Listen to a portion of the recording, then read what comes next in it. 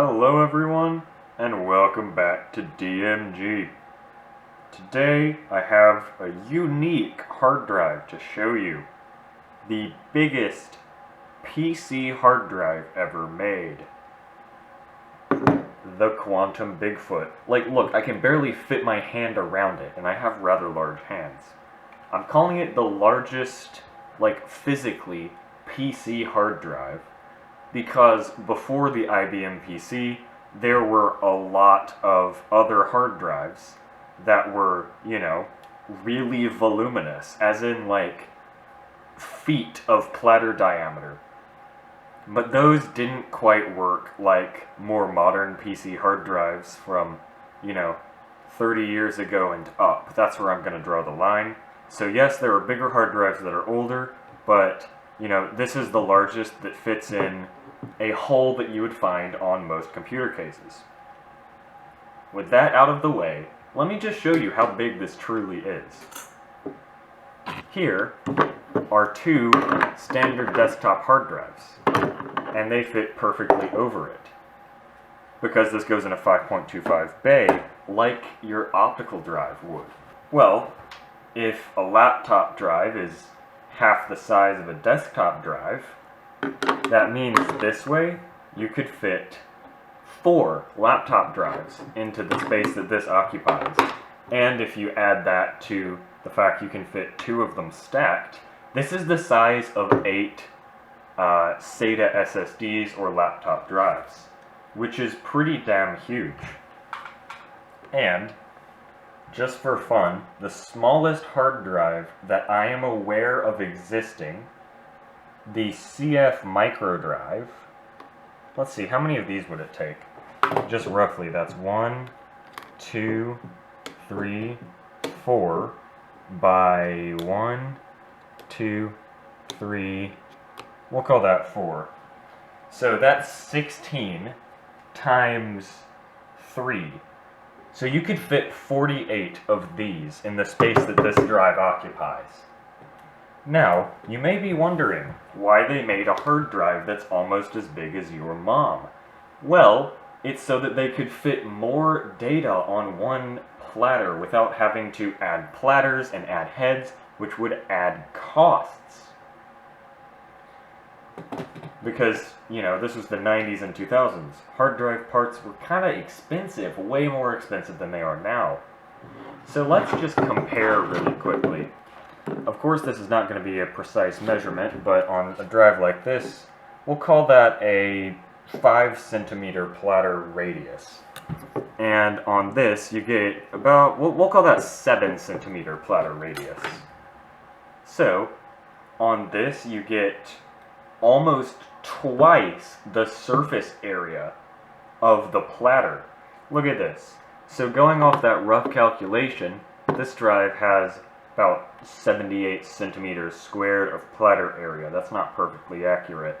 And this drive has 154. So you get quite a bit more. Now, yeah, it lets you pack more data onto one platter. That's the size of a CD for less cost, but, there is a speed difference, a very big speed difference, because the head has to travel further to find said data. So, think, on a regular platter, it would have to go from here to here. Here's the edge. But on this one, your data is all the way out here. So, apparently these drives are pretty slow, like a couple megabytes per second up to, slower than those other IDE drives. This one does not work. I'm going to see if I can fix it, and if I can't, this is just going to be an interesting teardown. You've got a normal-sized controller board, which looks really weird on a drive this big. Here's a controller from a 90s Maxtor drive, and, it's a very similar size. But, that would have gone on a drive this size. Actually, I have this other Quantum drive, so, this is probably going to be the most similar. Sorry, please subscribe so I can afford a camera with video autofocus. Let's see. Okay, so let's start taking apart this comically large hard drive because that's what we're here to do. Removal of label voids warranty. That's too bad. I wonder if they would still honor the warranty on this thing. Wow, these screws are ridiculously tight. Now this drive has a compact part number on it, and according to Wikipedia, a lot of these drives were put into, you know, low-end to mid-range computers because you wouldn't have to pay as much for a larger hard drive capacity.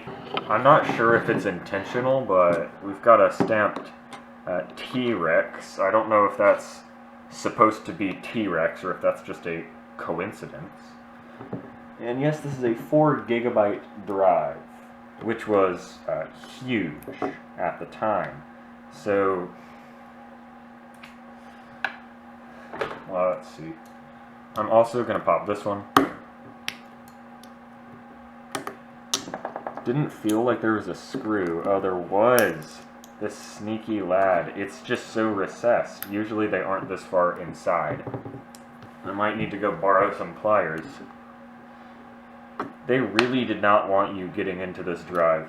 Like, this is the best built hard drive I have ever seen. Okay, so I borrowed some needle nose pliers and screwed that nut off. It was really hard because it's recessed. So like, I tried 3 pairs of pliers and only one of them could go all the way down in there. So yeah, they definitely don't want you taking apart this drive.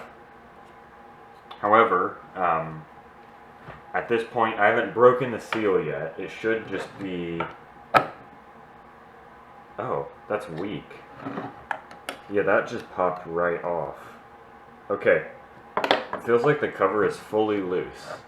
3, 2, 1. That's huge! Here's a normal platter for comparison. Oh, so the spindle size is the same, I suppose? And it looks like there was a model of this drive that had 2 platters, because there is space for a second on the head. That's hilarious. That is massive. Dude. Okay, I kind of want to see it work with, like open. Here it is on top of my CD drive. That's like the same size as it. Oh wait, I'm gonna need to put this back on. Because, fun fact, these don't work without the controller board. Let's see. Yeah, so I'll screw the controller board back on, plug in the IDE. I'm really excited to see what this will look like. Like if it'll do normal hard drive things, but just bigger. I hope so. Yeah, IDE. I'm just gonna spam the BIOS key when the computer turns on, so that it doesn't try to boot into an operating system. Or you know what, I could just disconnect the SATA hard drive here. That's what I'm gonna do, because I don't want it trying to boot. Because I already know this drive doesn't work, so there's no point in, like... There we go. The whole thing is like, it's a couple centimeters longer than the optical drive. So it doesn't really, like, fit. Oh, you can't take the lid off while the controller board is installed. So it has this part of the lid that gets stuck under the controller board. So I'm gonna have to just... that's awful. Why did they make it like that? So I'm gonna have to detach, or at least loosen the controller board, and then slip the cover out from under it. Because again, I don't want to, like... I don't want to ruin the head, because I want it to try and at least do something. Okay, so controller board off. You know, like, I don't like doing that, because dust is going to get on the platter a lot faster, which means it has like by the time we power it on, it's already been open for like a minute.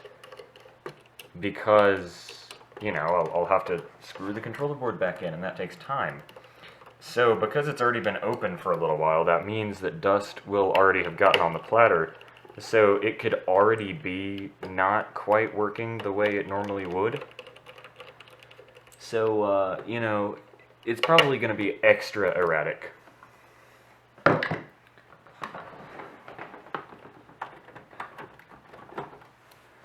But here we go. 3, 2, 1.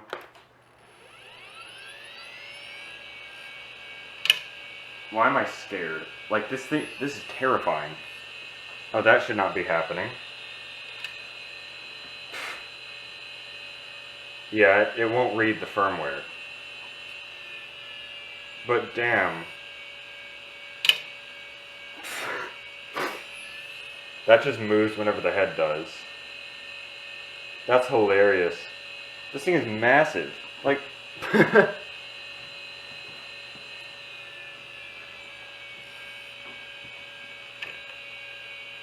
Ooh. Is that life? No, it's not life. Yeah, the computer just gave up trying to read it. Alright, it might be time for the glove. That's how it's pronounced. I can say things how I want. Let's hope these gloves don't do the same thing they did with that caviar. I hope I don't do the same thing where I accidentally touch the platter and like ruin it. This head is... I guess it makes sense on a bigger...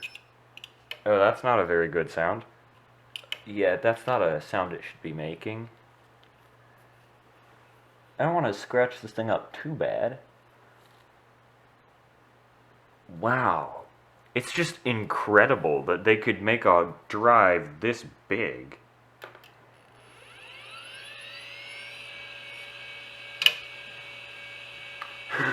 And it's so loud, too.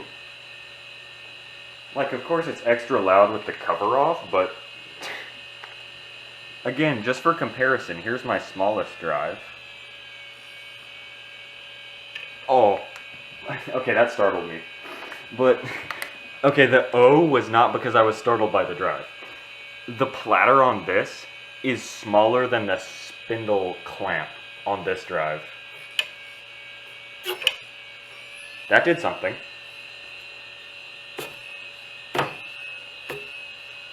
Could have just been a coincidence.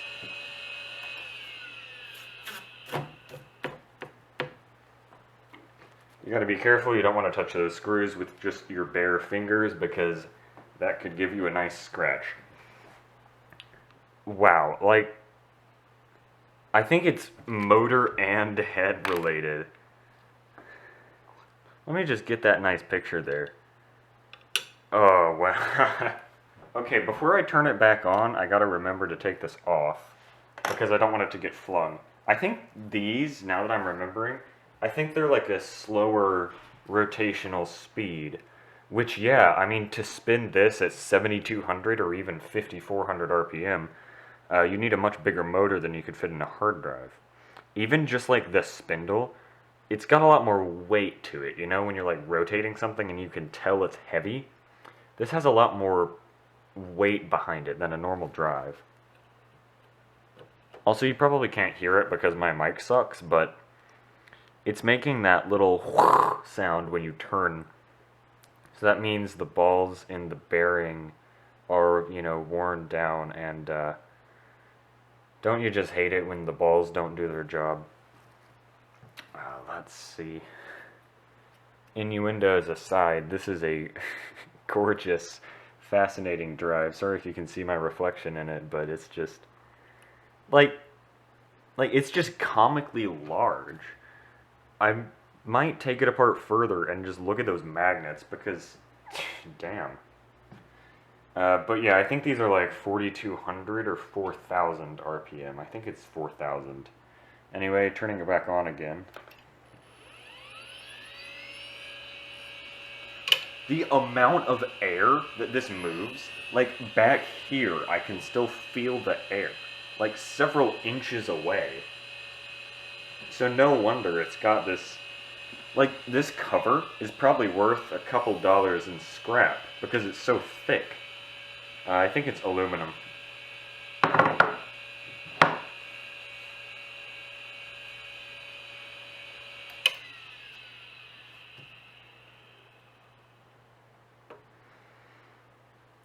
This ring on the motor, I wonder why that is there. Like this blue ring, is that a gasket or is that just, I don't know, there to match the blue theme of the rest of the drive? I might do a little bit more thorough of a teardown. Yeah, I think I will actually. So let's head back over to the desk and I'm going to take this drive apart a little further. Alright, here's our hard drive, so big that it barely fits on camera. Damn. Now, I want to keep this intact to a point, because it would look really, really cool on a shelf.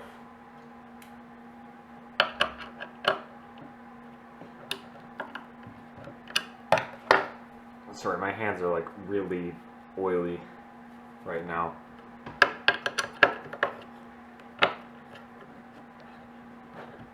Oh my god, these quantum drives, for some reason, all of the screws on these damn drives are just so tight. I mean, we can already see that the magnets are just way bigger than normal. Look at this, it's turning the whole drive. Well, it was, when I turned the screw. Okay, I'm not going to be able to safely remove that. So I'm just going to say, forget it. Screw it, if you will. Funny. Okay, so I've grabbed some parts from normal-sized hard drives. Here's a normal-sized platter. I think I've already shown that comparison, though. And then, oh, here's some magnets. These are more modern, this top magnet. It's great for your hard drive if you just do that. Probably a Barracuda from the size, probably like a 7200.9 or 10, just from the fact it's still pretty large. Ugh. Damn it, I got a fingerprint on the platter. But then this is an old one. I think this is from either an 80 gig spin point or that 120 gig caviar. I think this was the spin point. So, you know, still, that is... Damn! That is still much smaller in comparison. Like, that's a huge magnet, and it's still way smaller than this thing. Sorry, now I have to clean all of my fingerprints off of the drive. And also the platter on this is very thick. It is as thick as my thickest IDE drive platter from that caviar, which is very thick compared to what you'd find in a modern hard drive. Again, it's got like a normal looking controller board, but you usually wouldn't see the board mounted like on the same side of the drive as the drive. Like, usually that goes on the back in, like, I don't know, every other hard drive ever made. Let's see if we can find the firmware parts. Oh, just like the other one, it looks like it's got some tiny little micro scratches on the platter. And I don't think I caused those. Yeah, so on the drive, just like other platters, you can see where it has the place where the heads land. It's that ring that's a slightly different color. And that's where it lands and loads the firmware. But sadly, I do think head damage has occurred because all around here where the heads land, there are tiny little scratches spaced just like the edges of the head. Which means the head is either has hit or is hitting the platter as it's spinning. Which is, of course, not good. I'm really disappointed that this did not work, but it's still quite an interesting drive. Personally, I would not pay $12 for one of these if I'd known that it was broken, but again, you know, pretty interesting to see a hard drive this big. But that's it for this video. Thank you everyone for watching, and see you next time. Next video I'm going to cover the other drives from the lot, so subscribe if you want to see that.